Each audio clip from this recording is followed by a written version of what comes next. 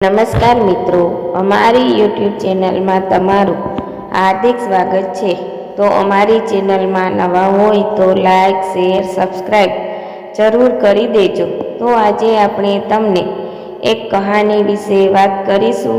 તો ચાલો શરૂ કરીએ આજની આ કહાની। તો ધ્યાનથી સાંભળવા નમ્ર વિનંતી। લગ્નમાં કન્યા વિદાય સમયે કારના આગળના વ્હીલમાં નાળિયેર અને લીંબુ કેમ મૂકવામાં આવે છે? વડીલોને તો આ રિવાજ કેમ નિભાવવામાં આવે છે તે ખબર છે, પણ આપણને ખબર હોવી જોઈએ કે આ વિધિ શા માટે કરવામાં આવે છે। તો ચાલો આજે જાણીએ કે આ રિવાજ શા માટે નિભાવવામાં આવે છે। દાદીમાની વાતો। લગ્નમાં કન્યા વિદાય સમયે કારના આગળના વ્હીલમાં નાળિયેર અથવા લીંબુ કેમ મૂકવામાં આવે છે? લોકો આ વિશે અલગ અલગ વાતો કરે છે।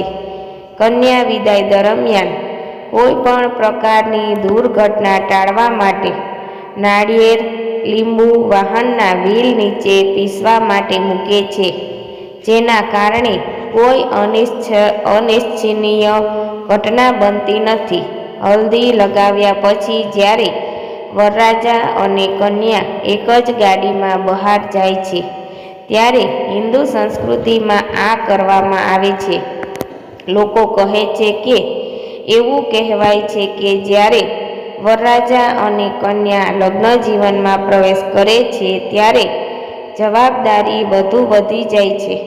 વાહનમાં ચઢ્યા પછી કોઈ અકસ્માત ન થાય તે માટે વાહનની નીચે એક નાળિયેર કે લીંબુ મૂકવામાં આવે છે અને વાહન ચાલતાની સાથે જ પહેલા વ્હીલ નીચે રાખવામાં આવે છે, જેને બલિદાનનું સ્વરૂપ કહેવામાં આવે છે। ઘરે જતા પહેલા નાળિયેરનું બલિદાન આપવામાં આવે છે, એટલે એવું કહેવાય છે કે આવનારા સંકટ નાળિયેર પોતાના માથે લઈ લે છે, તેથી વર કન્યાની કાર સુરક્ષિત રહે છે અને ભગવાન તેની રક્ષા કરે છે। લગ્ન સમયે કન્યા અને વરરાજા બંનેના પરિવારો આનું ખાસ ધ્યાન રાખે છે। આ ક્રિયાને તાંત્રિક ક્રિયા પણ કહેવામાં આવે છે। હિન્દુ સંસ્કૃતિમાં નાળિયેરનો ભોગ આપવામાં આવે છે। લીંબુનો ઉપયોગ ખરાબ નજરથી બચવા માટે થાય છે।